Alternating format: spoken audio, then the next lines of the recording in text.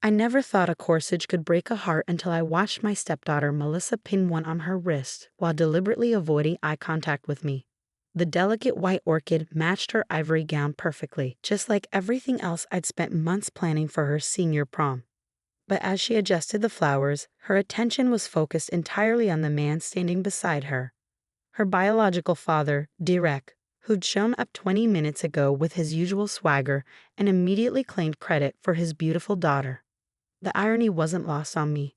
I'd been the one driving her to dress fittings, the one who'd spent 3 weekends calling venues when her original prom location fell through, the one who'd quietly handled the $200 hair and makeup appointment she booked without asking. Derek had contributed exactly nothing to this moment, unless you counted the chaos he brought into our lives 6 months ago when he'd suddenly decided to be a father again after 8 years of absence. "David, could you grab my phone?" My wife, Amanda, called from the kitchen, where she was arranging the pre-prom snacks I picked up that morning. "I want to get some pictures before they leave." I retrieved her phone from the charging station, trying to ignore the way Derek was adjusting Melissa's necklace, the one I'd given her for her 18th birthday last month. He was positioning himself like he'd been part of her life all along, his hand protectively on her shoulder as he whispered something that made her laugh. The same laugh I'd been hearing across the dinner table for the past 4 years, back when she actually acknowledged my presence. "You know, Princess," Derek was saying, his voice carrying that familiar note of manufactured charm, "your old man cleans up pretty good for a special occasion like this." He straightened his tie, a designer piece that probably cost more than most people's monthly car payments. Everything about Derek screamed money and success, from his perfectly tailored suit to the Rolex that caught the light as he gestured. What it didn't scream was reliability, responsibility, or any of the qualities that actually mattered when raising a teenager. Melissa beamed at him, her eyes bright with a kind of hero worship I remembered from when she was 14 and first came to live with us. Back then, that adoration had been directed at me. I'd been the one helping her with algebra homework, driving her to dance classes, teaching her how to parallel park in the high school parking lot on Saturday mornings. Somewhere along the way, I'd stopped being the cool stepdad and become just David, furniture in her life, useful but unremarkable. "Derek, you look wonderful," Amanda said, though I caught the slight tightness around her eyes that meant she was working hard to keep things civil. "Both of you do." "Melissa, that dress is absolutely stunning." The dress had been another 3-week saga. Melissa had fallen in love with a gown at the boutique downtown. But when Amanda had quietly mentioned the price to me later that evening, I'd seen her wince. $400 was a stretch for us, especially with college looming in the fall. I'd worked 2 overtime shifts that month to cover it, telling Amanda I picked up the extra hours to help with general expenses.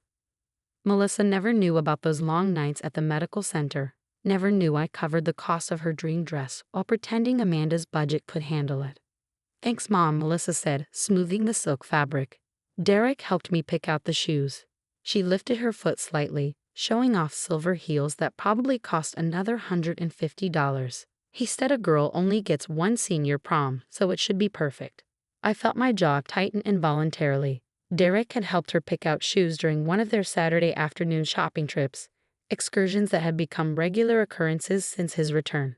What he hadn't done was ask who was paying for them, because Derek never worried about mundane details like money. He'd never had to. His family had money, his business had money, and he moved through the world with the confidence of someone who'd never had to choose between paying the electric bill and buying groceries. The doorbell rang, interrupting my increasingly dark thoughts. Melissa's date had arrived.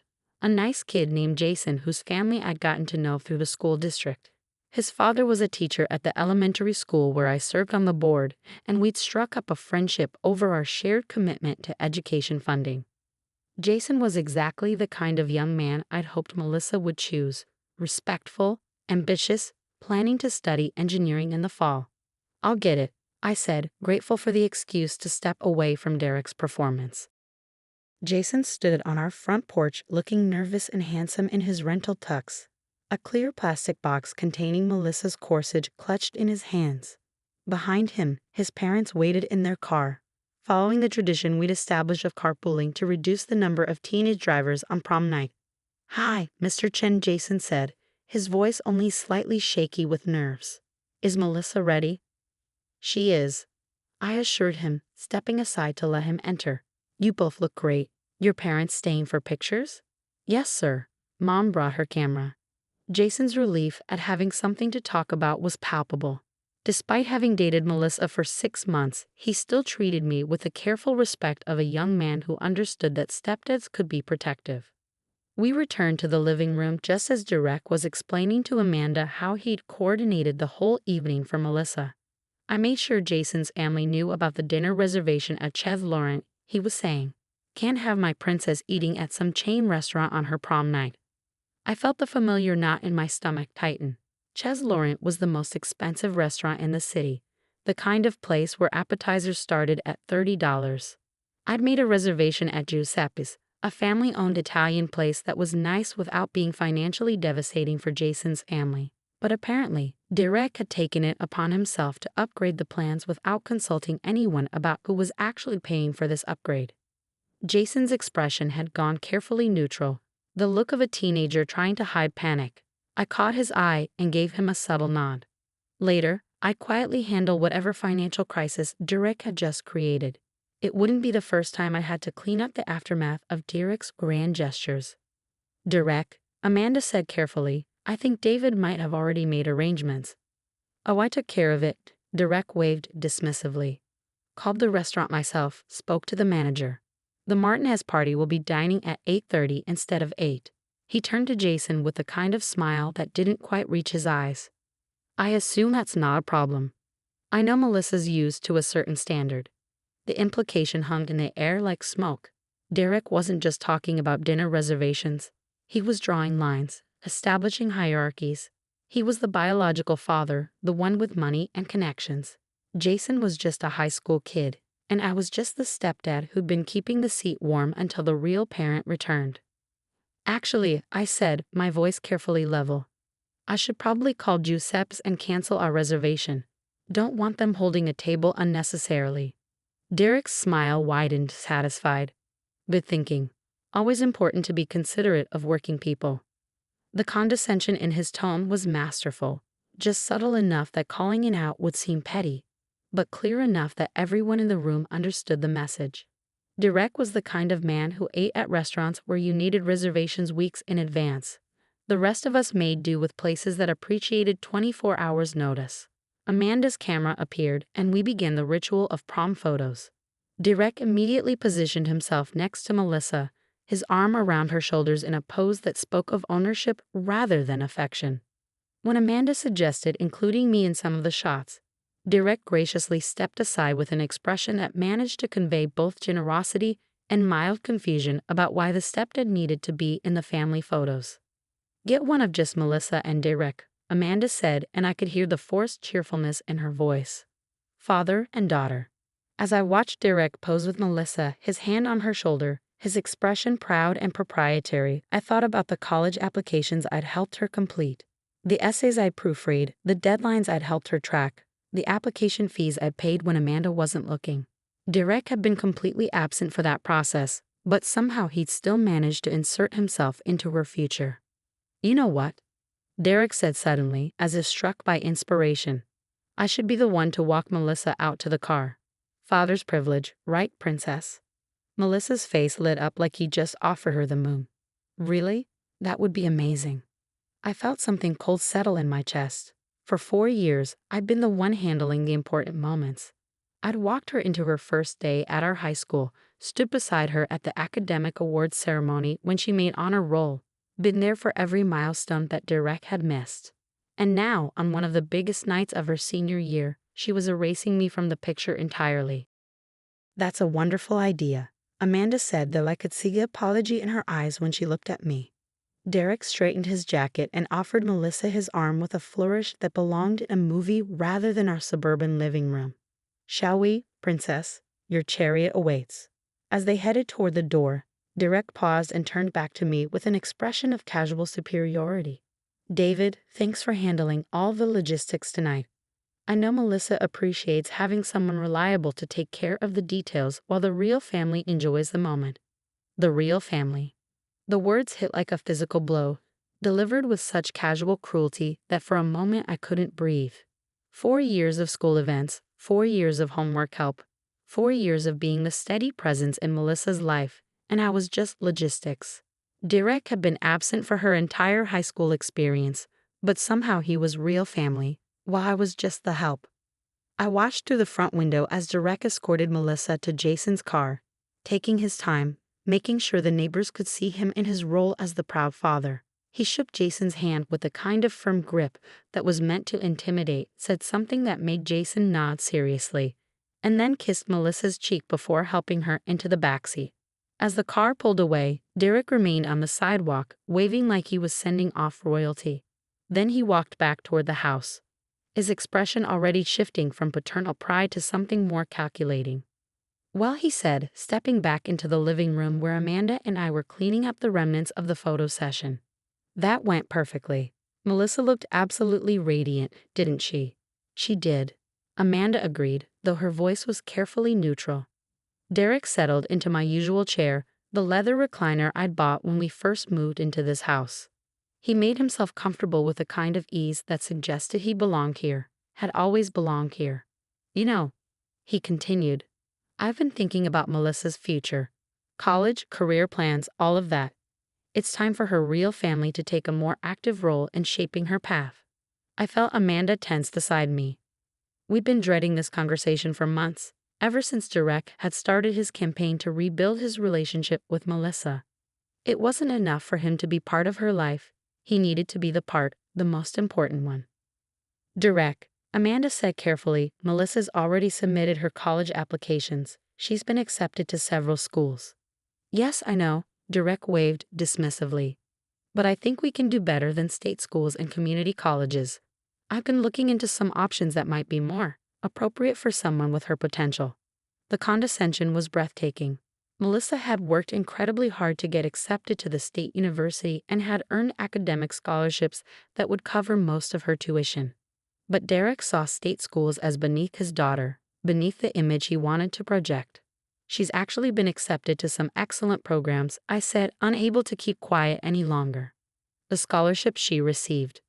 Scholarships, Derek interrupted with a laugh that had no warmth in it. David, I appreciate that you're trying to help, but Melissa doesn't need scholarships. Her father can afford to give her the education she deserves. Her father. Not her stepfather. Not the man who'd been paying for her expenses for 4 years. Her father, the one who'd shown up 6 months ago with expensive gifts and grand promises, determined to reclaim his position as the most important man in his daughter's life. The thing is, Derek continued, leaning forward in my chair like he was sharing a confidence, I've been in contact with some admissions people at better schools. Private institutions that really know how to develop young talent. Princeton, Yale, schools like that. I felt my stomach drop.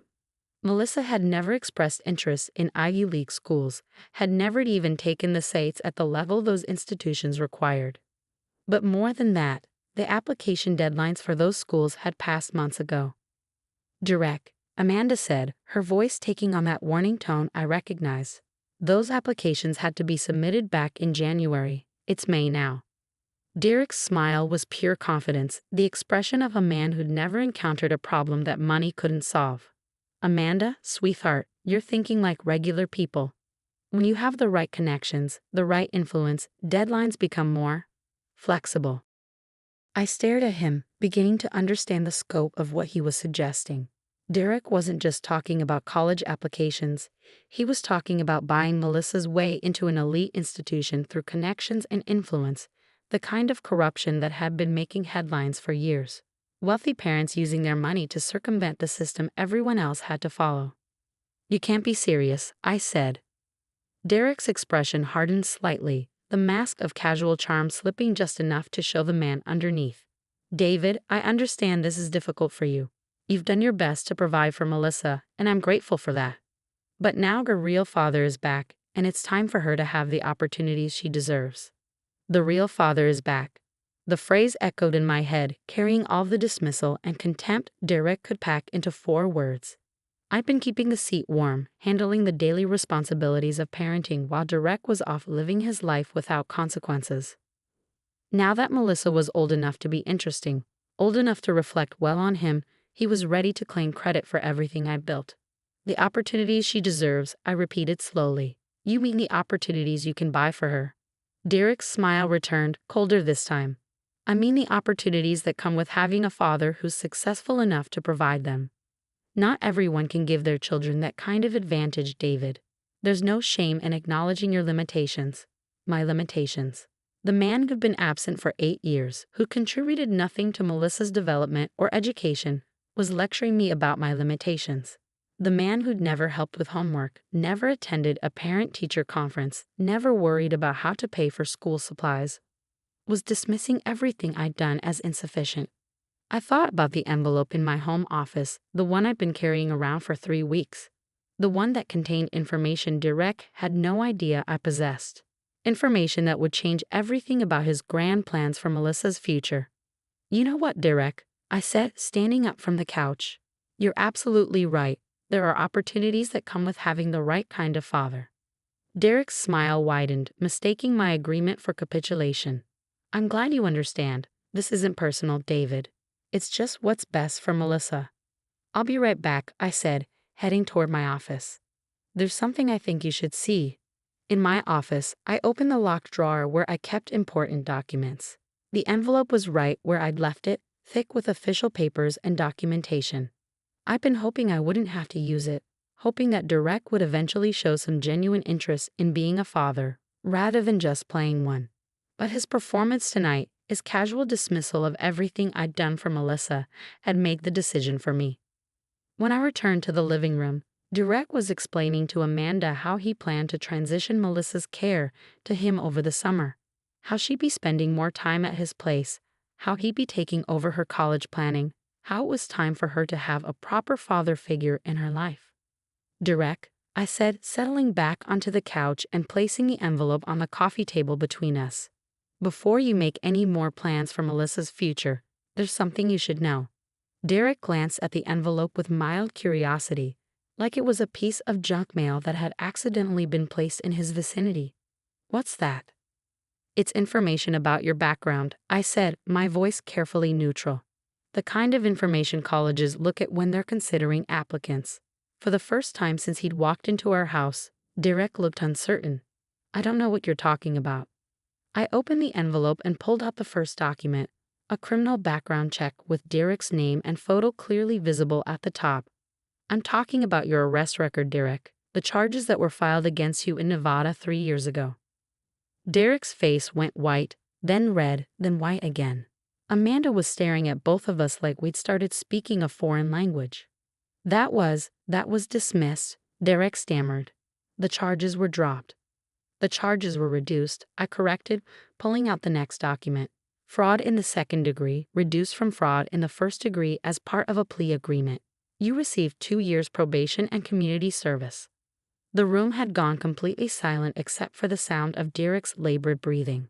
Amanda was looking between us like she was watching a tennis match, trying to understand what was happening. David, she said slowly, what is this about? I kept my eyes on Derek as I answered. It's about the fact that your ex-husband was convicted of defrauding investors in a fake real estate development scheme. He took money from people who trusted him and used it to fund his lifestyle while promising them returns on properties that didn't exist. Derek's carefully constructed image was crumbling in real time. The confident swagger was gone, replaced by the hunched posture of a man caught in a lie he'd been telling for years. The reason this matters, I continued, is because colleges do background checks on applicants and their families, especially when there are questions about how tuition is being paid. Any school Derek tries to get Melissa into will discover his criminal record within days of starting the application process. Amanda was staring at Derek like she'd never seen him before. Is this true? Derek's mouth opened and closed several times before any sound came out. It was a misunderstanding. A business deal that went wrong. These things happen in real estate. These things happen when you take $3 million from investors and spend it on cars, vacations, and gambling debts, I said, pulling out another document. Here's the restitution order. Derek still owes $2.7 million to his victims. The number hung in the air like a bomb. Derek's confident talk about paying for Melissa's Ivy League education suddenly seemed like the fantasy it had always been. A man who owed nearly $3 million in restitution wasn't in a position to be anyone's financial savior. More importantly, I continued, any school that accepts Melissa after Derek uses his connections to circumvent normal admissions procedures will be opening itself up to a federal investigation. The FBI has been very interested in college admissions fraud lately. Derek was shrinking into the chair, the confident mask completely gone now. You don't understand the whole situation. I understand that you're a convicted felon who's been lying to his daughter about his circumstances, I interrupted. I understand that you've been making promises you can't keep and dismissing the people who've actually been taking care of her. Amanda stood up abruptly, her face pale with shock and anger. Derek, get out of my house. Amanda, please, let me explain. Get out, she repeated, her voice shaking with fury. Get out right now, before I call the police. Derek looked between us, his desperate gaze finally settling on me. David, please, don't do this to Melissa. She doesn't need to know about the past. I'm trying to be a better father. You're trying to be a father, period, I said. For the first time in 8 years. And you started by dismissing the man who's actually been raising your daughter while you were off committing felonies. Derek stood up slowly, his expensive suit looking somehow cheaper now that we knew how he'd really been paying for it. This isn't over. Yes, it is, I said firmly, because tomorrow morning, I'm going to sit down with Melissa and show her these documents. She's going to learn the truth about her father's success and why her college applications are going through the normal channels, like everyone else's. Derek's face cycled through anger, desperation, and finally a kind of defeated recognition. He'd been caught, and we all knew it. His grand comeback as the successful father was over before it had really begun. And Derek? I added as he headed toward the door. The next time you want to lecture someone about limitations, you might want to remember that some of us have been building something real while you were busy building lies. After Derek left, Amanda and I sat in silence for a long time. The house felt different somehow, like we'd been holding our breath for months and could finally exhale. How long have you known? She asked finally. 3 weeks, I admitted. I hired a private investigator after Derek started talking about taking over Melissa's college plans. I needed to know who we were really dealing with. Amanda nodded slowly, processing everything. What happens now? Now we tell Melissa the truth, I said. And we help her understand that the steady, reliable love she's been taking for granted is worth more than expensive promises from someone who's never been there when it mattered. The next morning, when Melissa came home glowing from prom night, I was waiting with the documents spread out on the kitchen table. It wasn't an easy conversation, but it was a necessary one. By the end of it, Melissa understood why her future would be built on scholarships and state schools, and the steady support of people who'd proven their commitment over years, not months. 3 months later, when Derek's restitution hearing made the local news, Melissa was already settled into her dorm room at the state university, funded by the academic scholarships she'd earned and the college fund I'd been building for 4 years. She called me that night, not to talk about her biological father's legal troubles, but to thank me for helping her understand the difference between real family and performance art. Dad, she said, and my heart swelled at the word I'd been waiting 4 years to hear again. I'm sorry it took me so long to remember who was really there for me. Sometimes the most important victories aren't about revenge or justice. Sometimes they're about a confused teenager finally understanding that love isn't measured in dollar signs or grand gestures, but in the quiet consistency of someone who shows up every day, year after year, whether anyone notices or not. And sometimes, just sometimes, they do notice after all.